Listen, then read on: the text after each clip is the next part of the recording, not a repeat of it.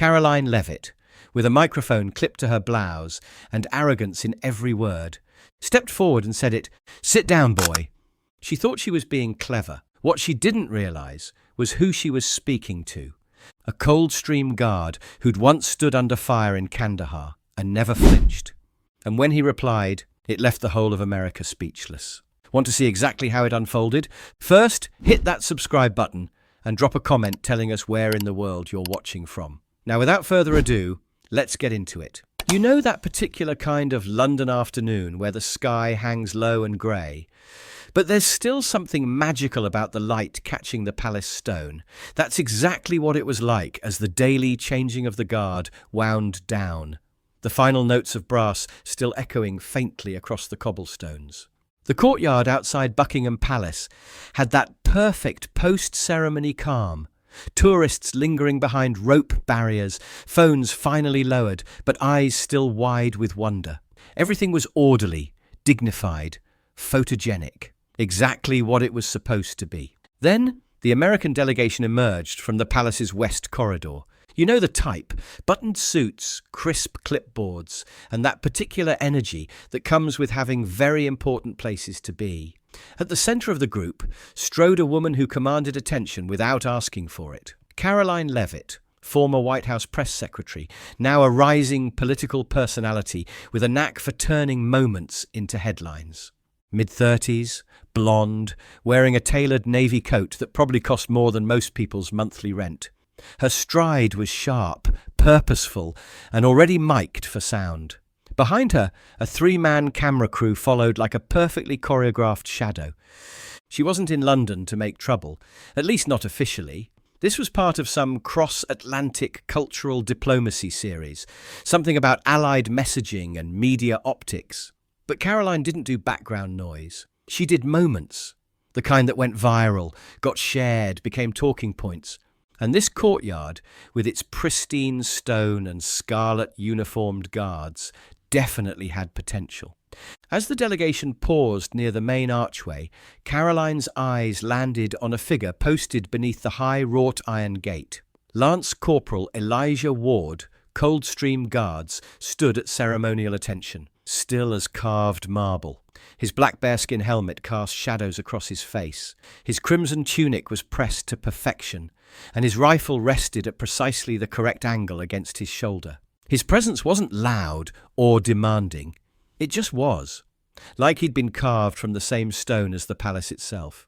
Karoline squinted, that calculating look she got when she spotted an opportunity. "Hold up," she said over her shoulder to her cameraman, never taking her eyes off the motionless guard. "Don't cut. This is too perfect." The crew adjusted their equipment as she casually approached the rope barrier. A second microphone was clipped to her collar, ready to catch every word. "Looks like they've got one standing just for us," she remarked, gesturing lightly toward Elijah without crossing the designated boundary. "Real regal cosplay, huh?" Her sound tech smirked. One of the British aides accompanying the delegation winced visibly. Elijah didn't move, didn't even seem to register her presence. His dark eyes remained fixed on that distant point guards are trained to focus on, somewhere beyond the crowd, beyond the cameras, beyond whatever momentary drama might unfold at his feet. A fraction of a second too long passed. The kind of pause that makes people uncomfortable without quite knowing why. Karoline turned slightly toward her producer, voice still bright and camera ready. "No. But seriously, imagine standing like that for hours. I'd lose circulation in places I didn't know I had." There was a small laugh from behind the lens. Another, more pronounced wince from the British staffer beside her. But Karoline wasn't looking for approval from them. She was looking for content. Her voice stayed chipper, but something sharper was starting to show around the edges. Across the courtyard, a couple near the fountain stopped mid-selfie and began recording, not because of the guard, but because something in Karoline's tone had shifted the atmosphere. That particular kind of tension that builds when someone doesn't quite realise they're crossing a line, or maybe does, and enjoys the ambiguity. And yet, Elijah Ward remained perfectly still. A light breeze stirred the crimson fabric of his sleeve. A pigeon landed near his polished boot, pecked at something invisible, then fluttered away. He didn't so much as blink. Karoline studied him with that practiced look of someone accustomed to getting reactions. "Not even a twitch," she said, smiling for the camera. "Maybe he's just ignoring us. I can respect that." The lighting was perfect. The shot was clean. Everything was going exactly according to plan. What none of them could see, what none of them could possibly understand, was the quiet awareness building behind the guard's composed exterior. Not anger, not wounded pride.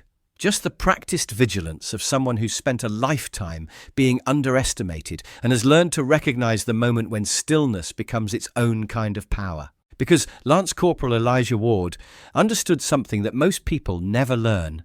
Sometimes the strongest response is no response at all. The rope between them was more than just a physical barrier.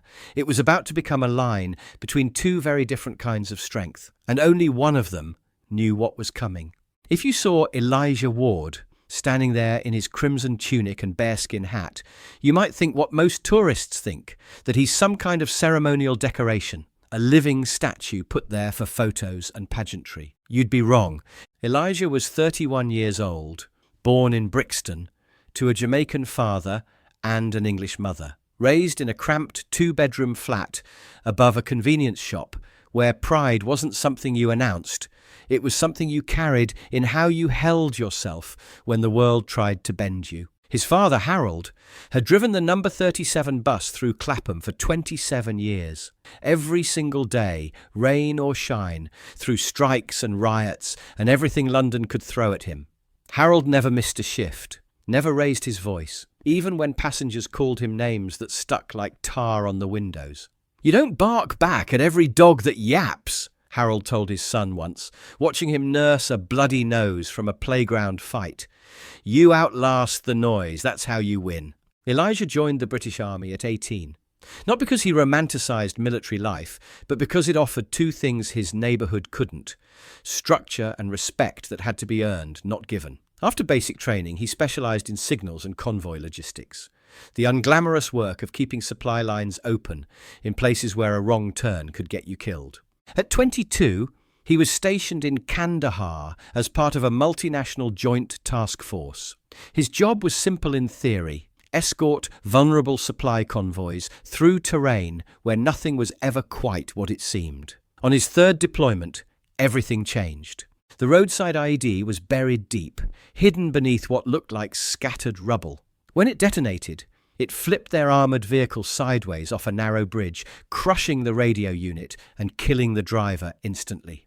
Elijah found himself trapped in the twisted wreckage, breathing through grit and blood, with something sharp digging into his ribs every time he moved. That's when he heard the whimpering. An Afghan interpreter, barely out of his teens, legs pinned beneath a section of dashboard, was fading in and out of consciousness beside him. The kid had been laughing about his new baby daughter just minutes before the blast. Elijah didn't panic. He didn't scream for help. He reached through the smoke and sparks for what remained of the communications equipment, rerouted the broken connection through a backup repeater, and began tapping out a coded emergency transmission using just 2 fingers and an elbow braced against hot metal. Then he waited. 2 hours, then 4. He stayed conscious, stayed focused, kept the kid talking about his daughter until the rescue helicopters finally appeared on the horizon. When the medics arrived, Elijah refused morphine until the interpreter was loaded onto the chopper first. The official commendation praised his exceptional composure under extreme duress and selfless dedication to preserving life. The citation sat in an envelope under his bed back home, next to his discharge papers and a faded letter from his father that he'd never answered. When the Coldstream Guards recruited him for ceremonial rotation, he said yes. Not because he wanted to play dress-up for tourists, but because he understood what that uniform represented. Discipline that didn't need to announce itself. Strength that didn't require volume. He'd stood in that exact spot when heads of state walked past, when protesters screamed about imperialism, when drunk tourists tried to make him laugh with increasingly ridiculous antics. None of them had moved him. Not physically, not emotionally, but today felt different. He could hear Karoline before he could see her clearly. That particular kind of voice that treated everything as performance and everyone as props.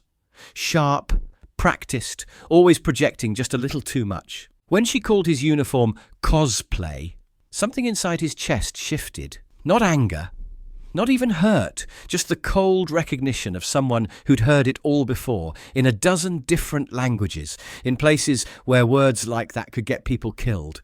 He kept his eyes forward, focused on that distant point beyond the crowd. But part of him was already calculating, already preparing.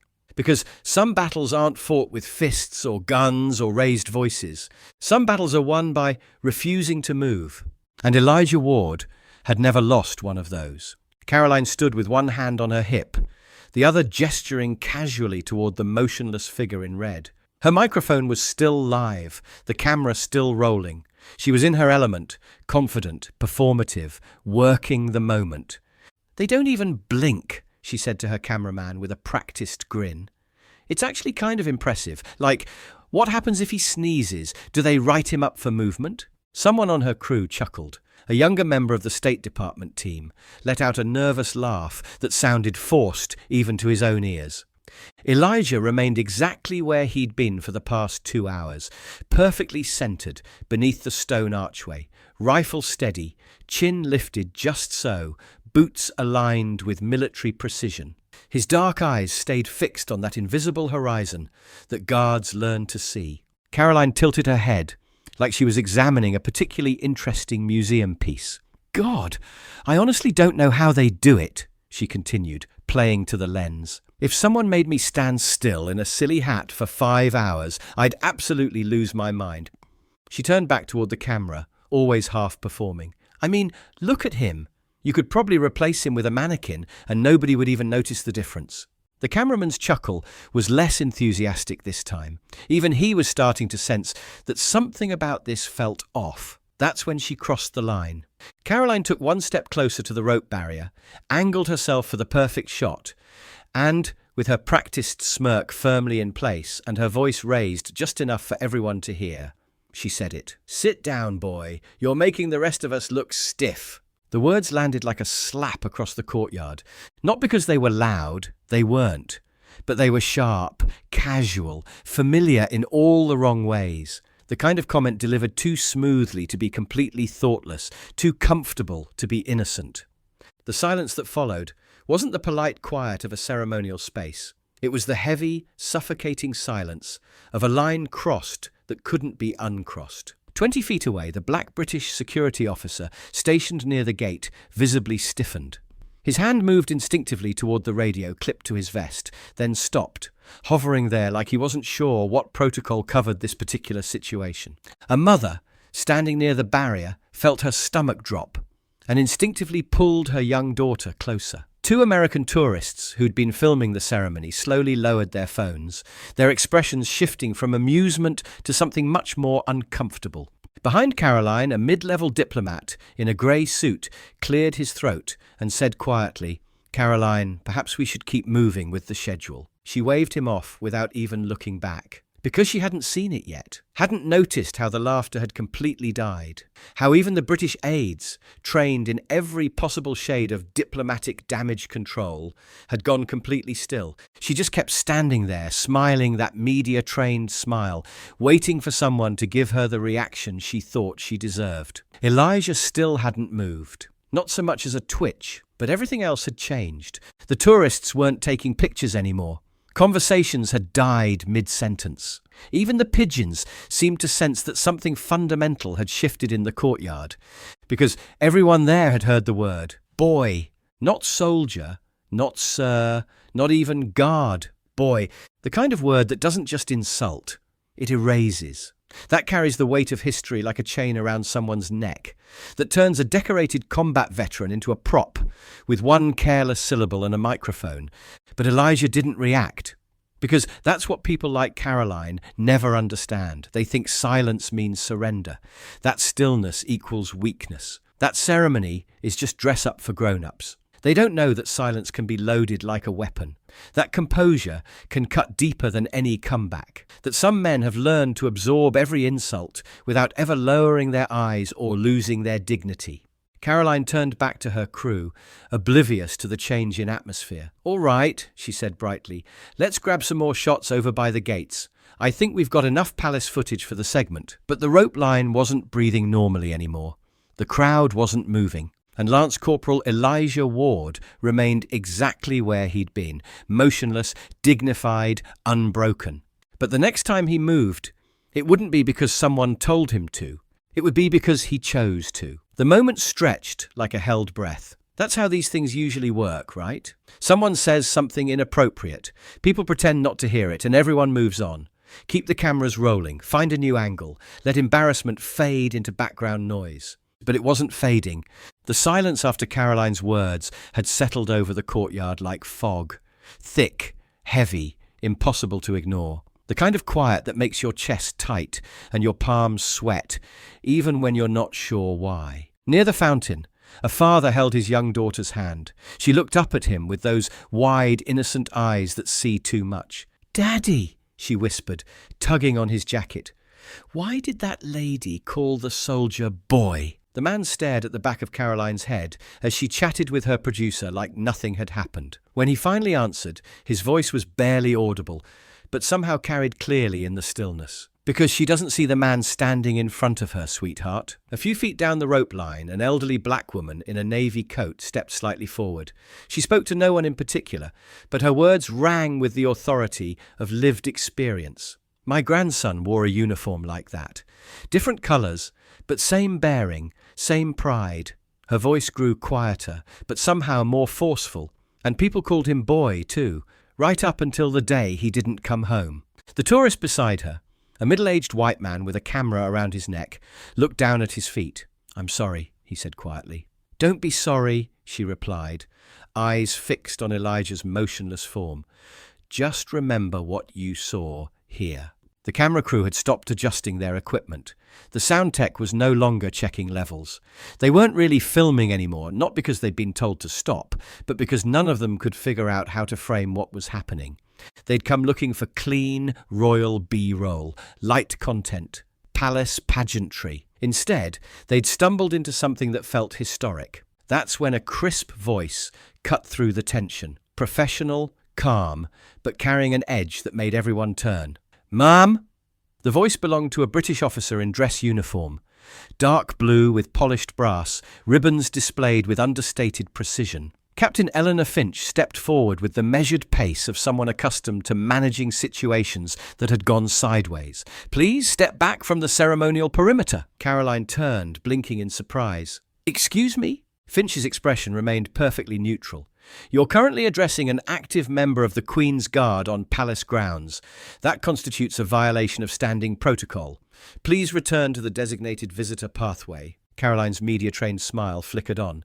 "Look, I was just making conversation. I didn't touch him or anything." "Physical contact isn't required to cross boundaries," Finch replied evenly. "Your words were inappropriate and disrespectful to a serving member of His Majesty's Armed Forces." Behind Karoline, the American diplomatic staff exchanged uncomfortable glances. No one stepped forward to support her. The moment had shifted too far for damage control. "I didn't mean anything by it," Karoline said, her voice taking on a defensive edge. "It was just, a joke. People film these guys all the time." Finch let the silence do the work for a moment. When she spoke again, her tone was softer, but somehow more cutting. "Intent doesn't determine impact, Miss Leavitt. And some jokes reveal more about the person telling them than their intended target." Karoline looked around, searching for support that wasn't coming. She could feel the moment slipping away from her, the narrative she'd thought she was controlling rewriting itself in real time. "I mean, he's just standing there," she said, voice rising slightly. "It's not like he's actually doing anything." That's when it happened. A teenage boy in a school uniform, couldn't have been more than 15, looked up from his phone with the kind of moral clarity that only comes from not yet learning to be polite about injustice. "He's doing everything," the kid said, not loudly but with absolute conviction. "He's representing something bigger than himself, and you just tried to make him smaller." The words hung in the air like a judgment. Simple, devastating, true. Karoline opened her mouth to respond, but no sound came out. "Because what do you say to that?" How do you argue with truth delivered by someone young enough to still believe that dignity matters more than likes and shares? Behind her, through the crowd, another voice joined in, this one older, weathered, carrying the unmistakable authority of someone who'd worn a uniform himself. That guard's probably seen more combat than half the politicians giving orders on television, the man said to his companion, but loud enough for others to hear. And she calls him boy, like he's some kind of decoration. More heads turned, more whispers. The crowd was beginning to find its voice, and it wasn't supporting Karoline's version of events. Still, Elijah hadn't moved, hadn't acknowledged any of it. He stood like a lighthouse in a storm, fixed, steady, unmovable. But something had changed in the space around him. The silence wasn't just his anymore. It belonged to everyone who understood what they'd witnessed. Everyone who recognized the difference between performance and presence. Everyone who knew that some things shouldn't be moved, no matter how many cameras are watching. And for the first time in her career, Karoline Leavitt found herself in a story where she wasn't the protagonist. She was just someone who'd said the wrong thing to the right person, and everyone was watching to see what happened next. The tension had reached that breaking point where something has to give, where silence becomes so heavy it demands to be broken. The entire courtyard seemed to lean forward, waiting. Then, finally, Elijah moved. Not dramatically, not with anger or performance, just a slow, deliberate turn of his head. Lance Corporal Elijah Ward looked directly at Karoline Leavitt with eyes that had seen more than she could imagine. The smile disappeared from her face instantly. When he spoke, his voice wasn't loud. It didn't need to be. It carried the quiet authority of someone who'd earned the right to be heard. "You called me boy," he said, each word precise and measured. "Let me tell you what that word has cost." The courtyard went completely silent. Even the traffic noise from the mall seemed to fade. My grandfather laid railway tracks from Sheffield to Birmingham, 6 days a week, rain or snow, for 37 years. People shouted boy at him while he carried steel that weighed more than their cars, called it tradition. He paused, but his gaze never wavered.